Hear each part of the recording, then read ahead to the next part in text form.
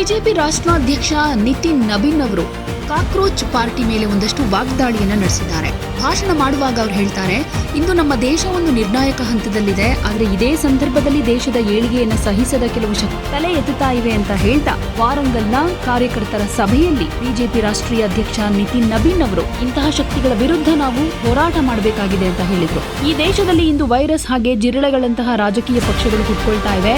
ಇವು ಕೇವಲ ಪಕ್ಷಗಳಲ್ಲ, ಇವು ದೇಶವನ್ನ ಒಳಗೊಳಗೆ ಟೊಳ್ಳು ಮಾಡ್ತಾ ಇರೋ ಅಪಾಯಕಾರಿ ಶಕ್ತಿಗಳು. ಈ ವೈರಸ್ ಮತ್ತು ಜಿರಳೆ ಮನಸ್ಥಿತಿಯ ಜನರ ಬಗ್ಗೆ ನಾವೆಲ್ಲ ಅತ್ಯಂತ ಎಚ್ಚರಿಕೆಯಿಂದ ಇರಬೇಕಾದ ಅಗತ್ಯ ಇದೆ. ಯಾಕಂದ್ರೆ ಇವು ದೇಶವನ್ನ ತುಂಡು ಮಾಡೋದಕ್ಕೆ ಹೊಂಚು ಹಾಕ್ತಾ ಇರೋ ತುಕುಡೆ ಗ್ಯಾಂಗ್ ನ ಸದಸ್ಯರು ಅಂತ ಹೇಳಿದ್ರು. ದೇಶವನ್ನ ಒಡೆಯೋದಕ್ಕೆ ಯತ್ನಿಸ್ತಾ ಇರೋ ಇಂತಹ ದೇಶ ವಿರೋಧಿ ಗ್ಯಾಂಗ್ಗೆ ತಕ್ಕ ಪಾಠ ಕಲಿಸೋದು ಯಾರು? ಭಾರತ ಮಾತೆಯನ್ನ ರಕ್ಷಿಸುವ ಹಾಗೆ ಇಂತಹ ದುಷ್ಟ ಶಕ್ತಿಗಳಿಗೆ ಸರಿಯಾದ ಪಾಠ ಕಲಿಸೋ ತಾಕತ್ತಿರೋದು ಕೇವಲ ಭಾರತೀಯ ಜನತಾ ಪಾರ್ಟಿಯ ನಿಷ್ಠಾವಂತ ಕಾರ್ಯಕರ್ತರಿಗೆ ಮಾತ್ರ ಅಂತ ಹೇಳಿದ್ರು. ಇಂದು ಜಗತ್ತಿನಾದ್ಯಂತ ಭಾರತದ ತ್ರಿವರ್ಣ ಧ್ವಜ ಹೆಮ್ಮೆಯಿಂದ ಗೌರವದಿಂದ ಹಾರಾಡ್ತಾ ಇದೆ ಅಂದ್ರೆ ಅದಕ್ಕೆ ಕಾರಣ ಸಾಮಾನ್ಯ ಜನರಲ್ಲ, ದೇಶದ ಮೂಲೆ ಮೂಲೆಯಲ್ಲಿ ಹಗಲಿರುಳು ಶ್ರಮಿಸ್ತಾ ಇರೋ ಕೋಟ್ಯಾಂತರ ಬಿಜೆಪಿ ಕಾರ್ಯಕರ್ತರ ಪರಿಶ್ರಮ ಮತ್ತು ನಾಯಕರ ತ್ಯಾಗ ಬಲಿದಾನಗಳು ಅಂತ ಹೇಳಿದ್ರು. ಇದೇ ತ್ಯಾಗದ ಶಕ್ತಿಯಿಂದ ಇಂದು ಬಿಜೆಪಿ ಕೇವಲ ಭಾರತದ ಅತಿ ದೊಡ್ಡ ಪಕ್ಷ ಮಾತ್ರ ಅಲ್ಲ, ಇಡೀ ವಿಶ್ವದಲ್ಲೇ ಅತ್ಯಂತ ಬಲಿಷ್ಠ ಮತ್ತು ಬೃಹತ್ ರಾಜಕೀಯ ಪಕ್ಷವಾಗಿ ಹೊರಹೊಮ್ಮಿದೆ. ಇದರ ಸಂಪೂರ್ಣ ಶ್ರೇಯಸ್ಸು ದೇಶದ ಕಟ್ಟಕಡೆಯ ಕಾರ್ಯಕರ್ತನಿಗೆ ಸಲ್ಲಬೇಕು ಅಂತ ಹೇಳಿದ್ದಾರೆ. ಹಾಗಾಗಿ ಇಡೀ ದೇಶದಲ್ಲಿ ಕಮಲದ ಕ್ರಾಂತಿ ನಡೀತಾ ಇದೆ.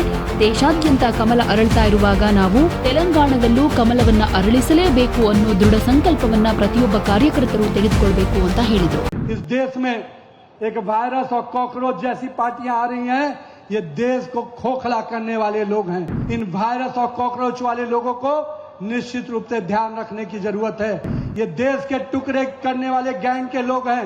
इन देश के टुकड़े करने वाले गैंग के लोगों को सबक सिखाने का काम भारतीय जनता पार्टी का कार्यकर्ता ही कर सकता है. मित्रों, इस देश में एक वायरस और कॉकरोच जैसी पार्टियां आ रही हैं, ये देश को खोखला करने वाले लोग हैं. इन वायरस और कॉकरोच वाले लोगों को निश्चित रूप से ध्यान रखने की जरूरत है. ये देश के टुकड़े करने वाले गैंग के लोग हैं. इन देश के टुकड़े करने वाले गैंग के लोगों को सबक सिखाने का काम भारतीय जनता पार्टी का कार्यकर्ता ही कर सकता है. मित्रों, आज पूरे विश्व में भारत का तिरंगा लहराता है, सम्मान के साथ हम आगे बढ़ते हैं, तो कहीं न कहीं भाजपा कार्यकर्ताओं का परिश्रम है, भाजपा नेता कार्यकर्ताओं की कुर्बानी है. तभी आज भाजपा इस प्रकार से विशाल देश की सबसे बड़ी पार्टी बनकर विश्व की सबसे बड़ी पार्टी बनी है.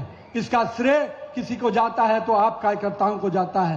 तो अगर पूरे देश में कमल खिल रहा है तो वारंगल में भी और तेलंगाना में भी कमल खिलाने का संकल्प हम सभी कार्यकर्ताओं को लेना है. तो आप सभी तैयार है ना? मैं आश्वस्त रहूं ना? भाजपा का कमल खिलाएंगे. नरेंद्र मोदी के नेतृत्व में वारंगल और तेलंगाना में भाजपा का नेतृत्व वाली सरकार बनाएंगे. ಯಾವುದೇ ಸುದ್ದಿಯ ಅಪ್ಡೇಟ್ ಅನ್ನ ಮಿಸ್ ಮಾಡ್ಕೊಳ್ಬಾರ್ದು ಅಂದ್ರೆ ಈಗ್ಲೇ ಒನ್ ಇಂಡಿಯಾವನ್ನ ಸಬ್ಸ್ಕ್ರೈಬ್ ಮಾಡಿ. ನಿಮಗೆ ಬೇಕಾದ ಭಾಷೆಯಲ್ಲಿ ಎಲ್ಲಾ ಸುದ್ದಿ ತಿಳಿಬೇಕು ಅಂದ್ರೆ ಒನ್ ಇಂಡಿಯಾ ಆಪ್ ಅನ್ನ ಡೌನ್ಲೋಡ್ ಮಾಡ್ಕೊಳ್ಳಿ.